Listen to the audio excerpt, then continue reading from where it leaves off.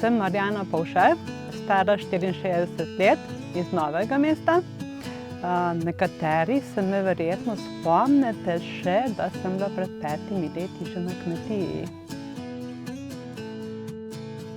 Da me je veliko ljudi se mi je spomnilo, kamorkoli sem šla po Sloveniji, sem bila na Veliki planini, recimo tako povsod, in so me pozdravljali, spraševali, od kje se že poznamo, vsi bi bili moji prijatelji, meni je bilo tega pa kar preveč.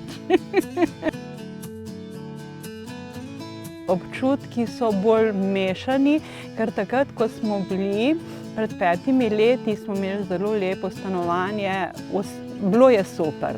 Ne bom rekla isto kot doma, ampak so bili kar pogoji, so bili pa kar za preživeti. Ja, kaj, čisto odkrito, malo mi je denar prebabil, ne. Recimo s tem denarjem, ko ga dobiš tako nepričakovano, lažje ga zapraviš, ne.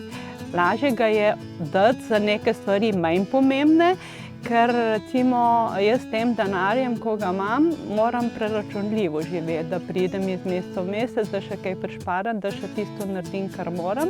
Če pa nekaj tako dobiš, je pa potem gre. Pa ja, bi rekla, da je tukaj neka prednost, ker sem nekako povezana s kmetijo, rada imam življenje v naravi. Tudi živali zelo imam rada, da jih spoštujem. Kaj bom najbolj pogrešala? Tisto mojo tablico, ko vsako jutro na njej pasjanse igram. Če se bom tega odvadila, tukaj bo že velik premik. Potem telefone, klepet s prijateljem ob kavi, sprehodi. Ja, jaz sem en tip, ki nisem zapečkar, ne.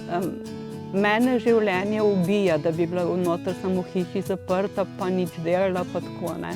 Pri meni se mora dogajati.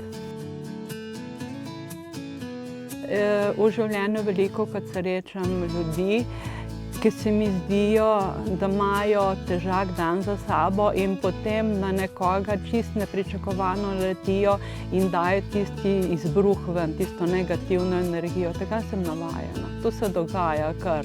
Vsi ne jemljem k srcu, pač razumem ljudi. To sama imam slab dan, pa mogoče tudi prestreže kaj, kar ne bi bilo treba, ampak tako je življenje.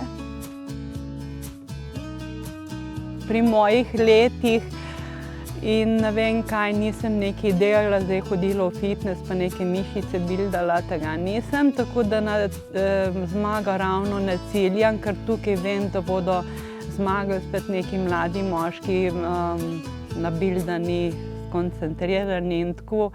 Meni je bolj sprememba okolja,